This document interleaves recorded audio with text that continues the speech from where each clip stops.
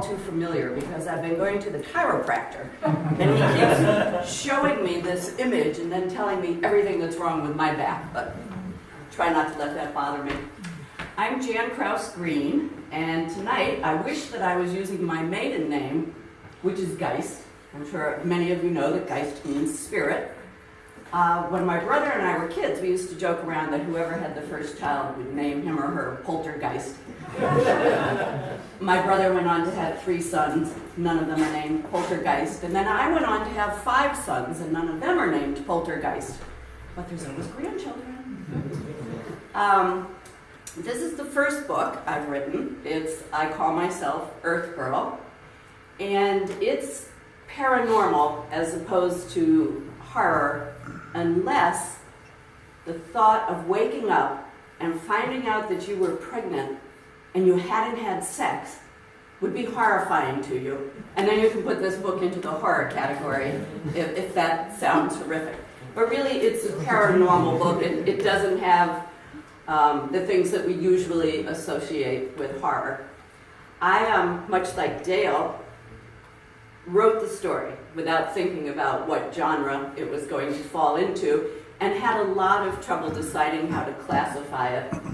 But certainly it fits into paranormal. Also, some people say it fits into visionary or mystical fiction. So what it is sort of 2 stories. There's this woman, Gloria, who keeps having this recurring dream.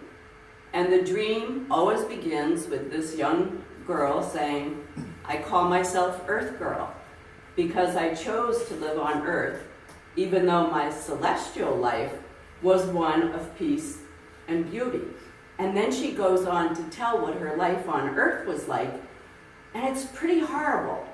And Gloria has this same dream night after night. The dream always ends with Earth Girl having been rescued from the circumstances she's in, finding herself in the hospital with a nurse telling her that she's pregnant. And at that point, Gloria always wakes up. And after this has happened a couple of times, she notices that when she wakes up, she feels sort of a stirring in her womb. And this is, excuse me, gentlemen, if that was a little, this is upsetting to her, to say the least. She's married. She has a daughter who is pregnant with her first child. And so much of this book is the story of what her family, how her family deals with this. Much of it is the continuing dreams of Earth Girl.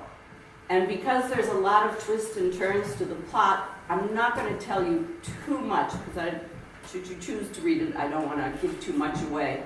But I will tell you that the little girl that she gives birth to, when she's born, her eyes, instead of being regular eyes, they're just golden orbs. They have no iris, they have no pupil, and yet she can see perfectly. When she's in kindergarten, they give her a vision test, a screening that they give to all of the kids. And what they discover in this screening is that she can also see with her eyes closed. She doesn't need to have her eyes open to see. And her parents begin to wonder, well, maybe this is something we need to have checked out.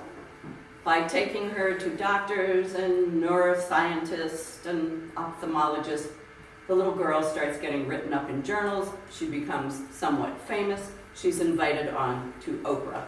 And I'm just going to read you a very short segment of the, I said I would hold this. I have to put my glasses on. You can see I'm a very polished performer. So this is the little girl and her father on the way on the airplane to go to Oprah. After they boarded the plane, Ella looked at Gloria's empty seat beside her, Gloria's her mother, and said, Daddy, are you taking me to see my real mommy? Jared was flabbergasted. Your real mommy? What are you talking about? You only have one mommy. She doesn't feel good, so she isn't coming on the trip. You know that. I know, Daddy, but I mean the other mommy, the one who looks like me. Jared felt a mixture of relief and dread. Relief because Ella had probably made up the idea of a mommy who looked like her so that she felt better about herself. and dread because he had never forgotten that Gloria had insisted Ella was conceived by someone else from a past life. He felt a shiver go up his spine. Ella, Amanda, I have something to tell you. I want you to listen carefully to Daddy. When we are on the television show, I do not want you to tell people you think you have another mom. That would hurt Mommy's feelings. You don't want to do that, do you? No, Daddy, I love Mommy. When are we going to go up in the air? Very soon, sweet pea, in just a minute or two. Ella looked out the window with great interest as the plane rose. It looks pretty down there, Daddy. Yes, it does, sweetie. In a matter of minutes, the plane had stopped descending and had leveled off. Jared looked at Ella as she peered at the window. He leaned closer to see what was creating the light glare on the window. To his great surprise, he saw that Ella's eyes were radiating a bright light. A moment later, she began to convulse, and he realized she was having a seizure. Help! Get me help! My daughter's having convulsions. Help! Please help me! And the story goes on from there. It's a story that will sort of challenge your conception of chronological time and maybe make you wonder a little bit about what the spirit world, not the creepy, scary spirit world, but the spirit world has to tell us about life. And before I sit down, I wanted to say that I was very happy to be here, thank you, and honored to listen to all these other authors. So thank you very much.